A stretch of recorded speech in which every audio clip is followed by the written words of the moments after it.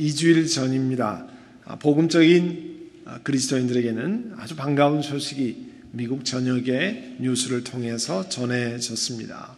이 연방 대법원에서 개인의 신앙 고백을 존중하는 아주 중요한 결정을 내렸습니다. 6년 전입니다. 2012년 여름에 덴버 콜로라도에 있는 어느 케이크를 만드는 케이크숍에서 일어난 일이 하나 있었습니다. 그 케이크숍 주인이요, 미스터 잭 필립스라고 하는 분인데, 남성 두 사람이 찾아와서 우리가 게이 커플 메리지를 하는데 이 커스텀 메이드 웨딩 케이크를 주문했습니다. 그래서 그 주인이 정중하게 사절을 했어요. 그 케이크숍의 주인은 동성 결혼을 위해서 자신이 주문하는 케이크를 제작하는 것은 자신의 신앙적인 양심과는 배치되는 라는 이유로 인해서 정중히 설명을 했습니다. 그런데 그 동성 부부가 이 콜로라도주의 Civil Rights Commission, 그러니까 인권위원회에다가 제소를 했습니다. 고발을 접수한 인권위원회가 그 주인에게 제재를 가했습니다. 이로부터 이 주인은 여러 재판에서 계속 패소의 판결을 받았습니다. 그렇지만 2주 전에 대법원에서 감사하게도 7대2, 대법관이 7대2로 이 콜로라도주의 결정을 뒤엎고 이 주인의 신앙적인 결정을 인정하는 승소 판결을 내렸습니다. 이 판결과 더불어 굉장히 주목할 일은 이전에 오바마 행정부와 이 트럼프 행정부의 큰 차이점입니다. 오바마 행정부와 다른 것은 트럼프 행정부가 정부가 국민들, 또 오르가니제이션 혹은 비즈니스에서 일어나는 이 religious freedom, 종교적인 자유를 존중해야 한다는 입장을 미국 전역에 표방한 일입니다. 그러나 여전히 이 대법원에서 일어난 좋은 신나는 이야기와 더불어서 우리의 가슴을 아프게 하는 이야기도 전해졌습니다. 이 베이커리의 주인은 이 소송이나 이런 여러 가지 일 때문에 결국 비즈니스의 문을 닫아야 했습니다. 그리고 자기와 함께 일했던 그 많은 종업원들을 다 떠나 보내야 했습니다. 우리 같은 그리스도인으로 상당히 가슴 아픈 이야기죠. 여러분, 이와 같은 이야기는 예수님 믿으면 내가 원하는 것마다 하나님이 다 응답해 주시고 내 일터가 잘 되고 내 자녀가 성공의 가도를 달린다고 하는 기대와는 사뭇 다른 겁니다. 하나님의 말씀을 신뢰하고 예수 그리스도를 삶의 first priority로 놓고 달리는 사람들에게 왜 이런 아픔이 일어납니까? 이런 질문 우리가 갖게 됩니다. 오늘 함께 읽은 12절 말씀 보시면 그리스도 예수 안에서 경건하게 살려고 하는 사람은 모두 박해를 받을 것입니다. 그렇게 말씀했어요. 이 말씀이 2000년 전에 기록된 말씀입니다. 그렇지만 오늘날에도 전 세계적으로 일어나고 있는 일이에요. 매년 우리 LA 요 밑에 산타아나에 있는 오픈도어라고 하는 기독교 기관에서 그리스도인들이 전 세계적으로 얼마나 박해를, persecution을 받느냐 하는 것을 조사해서 발표를 합니다. 한국말로 하면 기독교 박해지수라 이렇게 얘기할 수 있는데요. 각 나라별로 보통 순위가 높은 게 좋은 거지만 각 나라별로 순위가 가장 높다는 뜻은 그 나라의 기독교인들이 박해를 가장 많이 받는다는 것을 의미합니다. 지난 16년 동안 그리스도인들이 가장 박해를 많이 받는 나라로 뺏기지 않고 부동에 이르는 안타깝게도 같은 한민족이 사는 북한이었습니다. 금년에 발행한 오픈도어 공식 출판물에 북한에 관해서 영어로 이렇게 써 있어요. 그리스도인들을 향한 압박이 가장 높은 나라, 그리고 북한에서는 박해를 주도하는 것이 개인이 아니라 state, 그러니까 국가가 박해를 주도한다는 거죠. 3대에 걸쳐서 그 나라의 모든 것은 지도자인 김씨 가문을 우상화하는 데 집중되어 있어서 그리스도인들은 사회에서 제거되어야 할 적대적인 요소로 간주되고 있다 기록하고 있습니다. 또 나라 전역에 퍼져 있는 계속적인 이 인닥트리네이션, 세대 작업으로 인해서 이웃, 심지어 가족들까지도 서로 감시가 심하고 어떤 의심스러운 종교 활동이 있으면 당국에 보고를 한다는 겁니다. 북한에 이어서 박해가 심한 나라 2등, 3등, 4등 전부 이슬람권 나라예요. 2위가 아프가니스탄, 3위가 소말리아, 4위가 수단, 5위가 파키스탄 같은 나라들입니다. 이걸 보면 과거에도 현재에도 예수님을 신실하게 믿고 살려고 하는 사람이 박해를 받아왔고요. 지금도 받고 있습니다. 세상으로부터, 타종교로부터 혹은 직장과 가족으로부터 핍박, 불이익, 손해받는 것은요, 이상한 일이 아닙니다. 성경에도 이미 다 말씀하고 있는 거예요. 사도 바울께서 하나님의 부르심을 받고 복음을 전하러 바나바와 함께 지금의 터키 중부지방으로 간 적이 있습니다. 그곳에 사람들에게 복음을 전하려고 애썼습니다. 그런데 사도행전 13장 50절에 보면요, 유대 사람들이 경건한 귀족 부인들을 부추기고 또 그 성의 리더들을 부추겨가지고 바울과 바나바를 박해했다고 그랬습니다. 그뿐 아니고 그 지방에서 내쫓았다고 그랬어요. 그곳에 쫓겨난 바울과 그 일행이 지도를 보면 이고니온이라고 하는 그 옆에 동네로 갔는데 그 바울과 바나바가 사람들에게 모욕을 당하고 돌로 쳐 죽이려는 사람들을 만났습니다. 그래서 할 수 없이 이들을 피해서 이번에는 루스드라라고 하는 터키의 중부의 남쪽 지방으로 이동을 했습니다. 그랬더니 이번에는 사람들이 직접 돌로 사도 바울을 때렸어요. 얼마나 때렸는지 사람들이 죽은 줄 알고 성 밖으로 끌어냈습니다. 얼마나 고통스러운 시간이었겠습니까? 그곳에서 겨우겨우 살아나와서 다시 복음을 전하기 위해서 성 안으로 들어갔다고 성경에는 기록하고 있습니다. 바울은 이런 박해와 고난을 통과하면서요, 3장 11절에 이렇게 나눕니다. 하나님의 은혜로 나는 그런 박해를 견뎌냈습니다. 주님께서 그 모든 박해에서 나를 건져내셨습니다. 그렇게 고백합니다. 그런데 13절에 보면 점점 더 악한 자들과 속이는 자들은요, 더욱 악해져서 남을 속이기도 하고 속기도 합니다. 말씀하고 있습니다. 악한 자들이 더욱 괴롭히고 어렵게 만들지만 하나님께서는 그 고통 속에서도 자신을 건져내 주셨습니다. 이렇게 고백하고 있습니다. 이 조금 전에 그 기독교인 박해지수 보고서를 말씀드렸는데요. 이 아웃도어즈라고 하는 그 오르가니제이션이 그 출판물을 낼 때 북한에 관한 기록을 노스코리아 써놓고요. 그 왼쪽에 한나라고 하는 한 자매의 이야기를 간단히 스토리를 기록했습니다. 그 영어로 기록된 것을 번역하면 이렇게 되어 있어요. 제 어머니는, 그 한나라는 자매가 고백하는 겁니다. 제 어머니는 딱 한 가지 기도를 가르쳐 주셨습니다. 그러나 저는 지금도 제 가족과 제 족을 위해서 매일 그 기도를 합니다. 하나님, 제발 살려주세요. 자기 나라와 자기 가족을 위해서 그렇게 기도한다는 거예요. 그 북한에 상상할 수조차 없는 그 고통을 통과하면서 이 조한나라고 하는 이 자매를 살아남게 한 것은 기도였다, 프레이어였다고 이렇게 기록하고 있습니다. 기독교인들이 세계에서 가장 심한 고난을 받는 그 나라에서 한나 자매와 그 남편은 이 레이버 캠프 중노동 교화소에 들어가서 신앙 때문에 극심한 박해를 참아내야 했습니다. 결국 그 남편이 사망했고요. 자녀가 6이 있는데 어린아이들 2이 사망했고 결국은 탈북해서 다른 나라로 간 것 때문에 가족의 생사를 알지 못하는 시간을 보낼 수밖에 없었습니다. 그런데 감동적인 것은 그 글의 맨 뒤에요.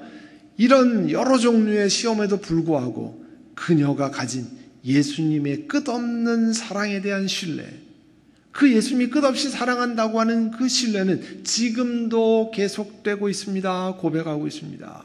여러분, 그 자매가 성공해서 굉장한 부를 누리고 세상에서 높아졌기 때문에 그런 게 아니고요. 그 고통을 받는데도 Jesus' steadfast love, 끊임없이 계속되는 그 사랑에 관한 신뢰를 그는 지금도 가지고 있다고 고백하고 있어요.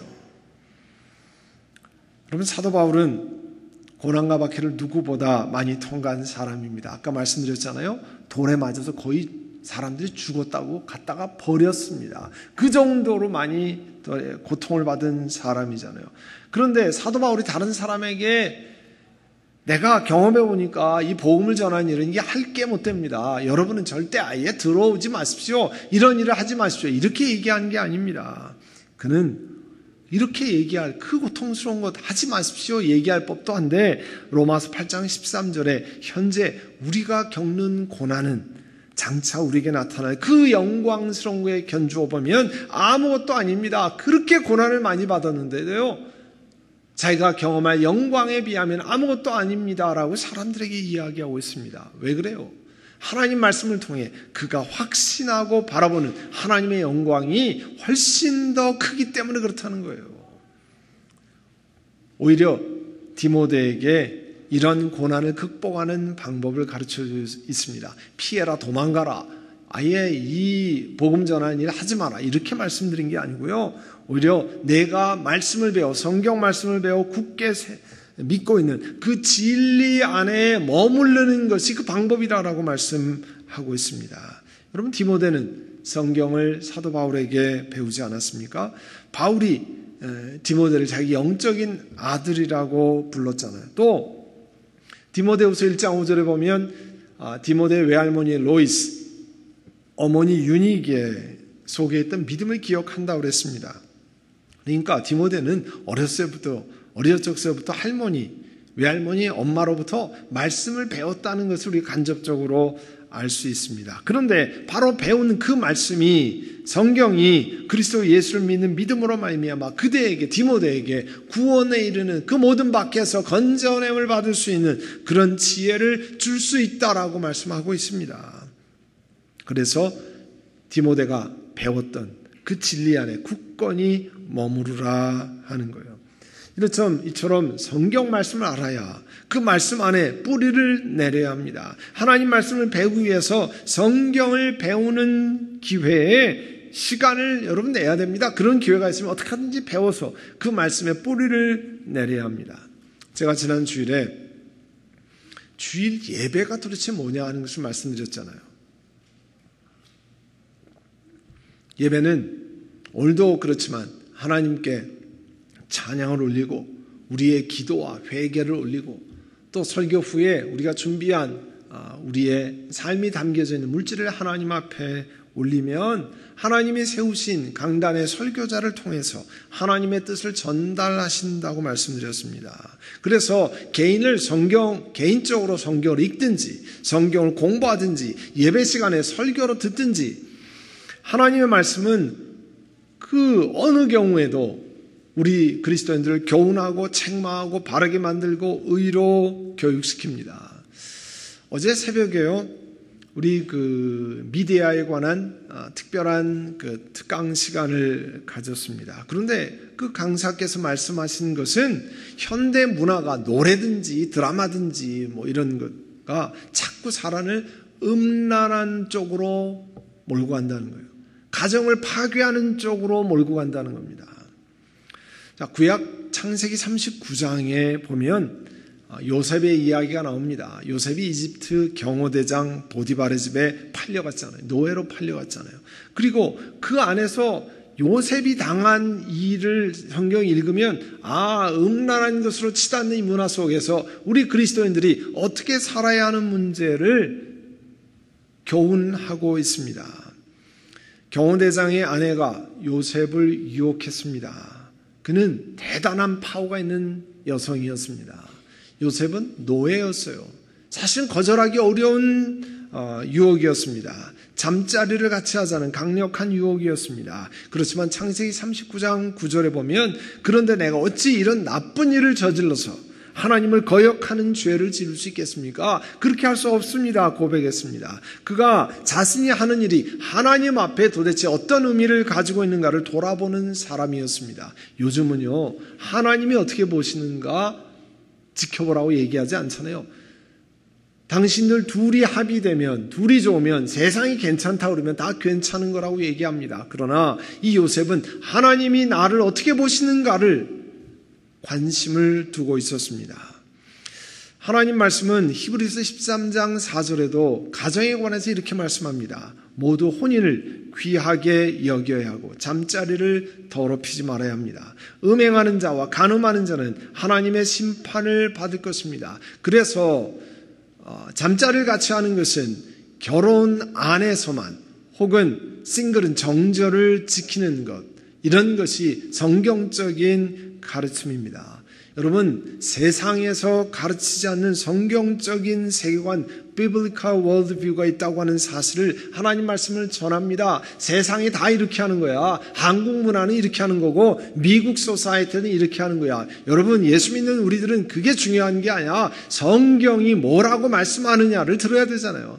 우리가 성경에 보면 하나님 앞에 범죄했더라 얘기하잖아요. 그거는요, 미국 법에 의해서, 한국 법에 의해서 범죄했더라가 아니라 하나님 앞에 범죄하는 일이 있다고 하는 것을 말씀합니다.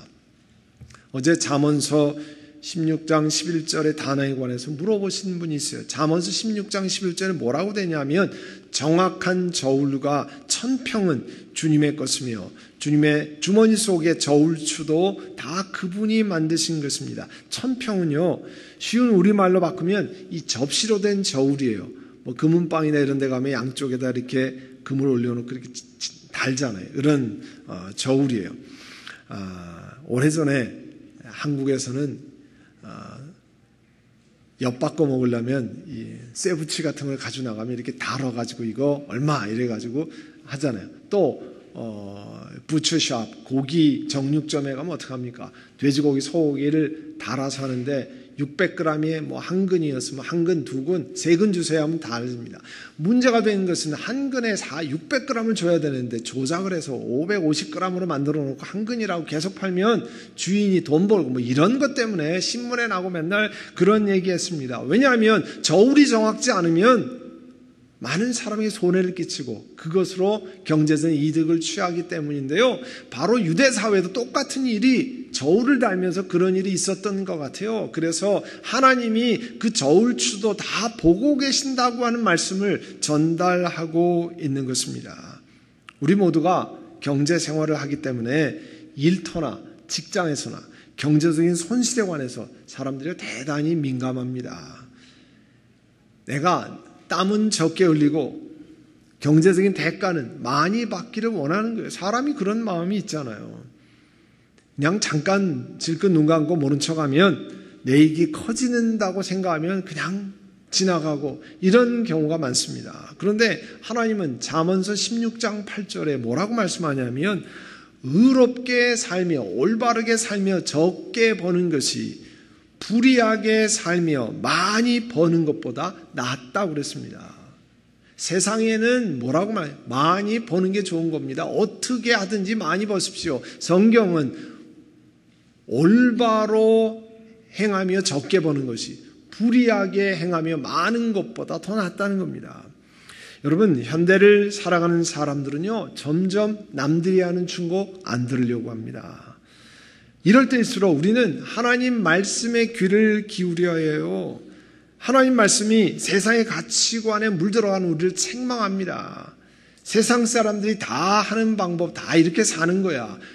그거는 세상이 가르쳐주는 방법이고요. 그때 하나님은 다르게 말씀하실 수 있습니다. 그래서 로마서 12장 2절에 여러분 이 시대를 풍조를 본받지 말고 마음을 새롭게 함으로 변화를 받아 하나님의 선하시고 기뻐하시고 온전하신 뜻이 무엇인지를 분별하도록 하십시오 말씀했습니다. 그러기 위해서 우리가 말씀에 신경을 쓰는 것 아니에요. 그러기 위해서 말씀을 묵상하는 거고, 그래서 그 말씀이 나에게 뭐라고 말씀하는가를 적고 회개할 것을 찾고 하는 겁니다. 성경을 읽고 묵상하고 공부하고, 그래서 하나님 말씀이 우리 영혼에 가까이 있어야 우리 삶이 바뀝니다. 머리로는 아는데요, 내가 아는 것하고 내가 실천하는 것하고 완전히 다른 문제예요. 그래서 머리에서 가슴까지 가는 여행이 세상에서 제일 오래 걸리는 여행이라고 그러잖아요. 30cm도 안 되는데 머리에 생각하는 것이 가슴으로 오지 않잖아요. 그래서 하나님 말씀을 묵상하고 그 말씀이 내 삶에 어떻게 되느냐, 지난주에 말씀드린 것처럼 바둑을 복귀하듯이 내가 왜 실패했는가를 하나님 말씀을 통해 돌아보고 다음에 그런 상황을 만나면 내가 어떻게 할 것인가를 신경 쓰는 거잖아요. 신명기 30장 14절에 하나님의 명령은 당신들에게 아주 가까운 곳에 있습니다. 당신들의 입에 있고 당신들의 마음에 있으니 당신들이 그것을 실천할 수 있습니다. 하나님 말씀이요, 우리 입에 있고 우리 마음에 가까이 있어야 실천하지 머리로 알아가지고 되지 않습니다. 사도 바울께서 곳곳에 다니면서 복음을 전했습니다. 그때 물론 복음 받아들인 사람이 있어요. 그렇지만 많은 사람들에게 환영받지 못했습니다. 그러나 그가 고난과 박해를 받으면서도 포기하지 않고 전진한 것은요, 남들보다 그가 힘이 좋았다거나 결심이 탁월했기 때문에 그런 게 아닙니다. 그는 하나님의 생명의 말씀이, 그가 신뢰하는 하나님의 생명의 말씀이 그에게 영원한 소망을 주었기 때문에 고통을 넘어서서도 그 하나님의 영광을 바라보고 그 길을 갈 수 있었습니다. 이 땅에 겪는 고난이 일시적이라고 하는 것, 또 우리 예수 믿는 사람들에게는 이 땅에서만이 아니고 영원한 하나님이 주시는 약속이 있다는 것을 성경을 통해서 확신하게 되었기 때문에 흔들리지 않는 것이 바로 사도 바울이었습니다. 여러분 17절 한번 보세요. 오늘 본문의 맨 마지막 17절에 아주 귀한 말씀이 여러분이 꼭 기억하시면 좋겠다는 말씀이 있습니다. 성경은, 다 같이 한번 읽어볼까요? 성경은 하나님의 사람을 유능하게 하고 그에게 온갖 선한 일을 할 수 있게 하는 것입니다. 여러분, 사람을 유능하게 하는 게 공부 많이 하는 겁니까? 지식을 많이 쌓는 겁니까? 경험이 훌륭한 사람입니까? 세상에서 인정받는 사람입니까? 세상의 방법은 그렇습니다. 그러나 하나님 뭐라고 말씀하냐면 성경이, 하나님 말씀이 하나님의 사람을 유능하게 만드는 able person이 되게 만들고 온갖 선한 일을 할 수 있게 만든다는 것입니다. 그래서 저는 오늘 예배드리는 여러분이, 우리 모두가 유능한 하나님의 사람이 되기를 간절히 소원합니다. 또 여러분이 하나님의 손에 잡혀서 많은 선한 일을 할 수 있게 되기를 간절히 소원합니다. 그런데 아멘을 좀 크게 하셔야 됩니다. 성경이, 하나님 말씀이 우리로 하여금 그런 사람 되도록 만드는 것입니다. 하나님 앞에 여러분 경건하게 살려고 하며 godly woman, godly man이 되려고 하면 세상 속에서 받는 고난, 박해가 있어요. 사람들이 너만 잘났냐? 나도 교회 다니는데 뭐 너만 그렇게 유능하고 너만 잘났냐? 그렇게 얘기해요. 너만 그리스도인이냐? 그렇게 얘기해요. 공격이 들어오고 비난이 쇄도합니다. 세상에서 오는 공격은 그렇다 치고 같은 그리스도인 커뮤니티 안에서도 너만 그렇게 유별나게 그러지 말라 뭐 이런 얘기들을 합니다. 여러분, 그럼에도 불구하고 nevertheless, 그런 공격에도 불구하고 손해가 뻔히 보이는 것에도 불구하고 힘든 것이 뻔히 보임에도 불구하고 이런 핍박과 공격을 이길 수 있게 하는 것은 하나님의 말씀입니다. 하나님의 말씀에 대한 신뢰예요. 세상에 있는 수많은 유혹과 어려움을 이길 힘은 사람의 결심에 있지 않습니다. 사람의 결심은 작심삼일이에요. 아침 저녁이 다릅니다. 우리를 영적으로 무장하게 하고 우리를 이기시게 하는 하나님의 말씀에 대한 신뢰입니다. 그래서 그 말씀을 가까이 하고 말씀을 의지하고 말씀이 내게 힘을 주도록 하나님께 의지하는 것뿐입니다. 이런 생명의 말씀을 여러분 삶 속에서 어려움이 있습니까? 힘든 일이 있습니까? 고난을 통과하고 있습니까? 그러면 하나님 말씀을 의지하고 그 약속의 말씀이 주시는 생명의 능력 붙잡으시는 여러분 되시기를 바랍니다. 이제 한번 같이 기도하려고 합니다. 기도할 때 우리 통성으로 같이 기도하려고 하는데요.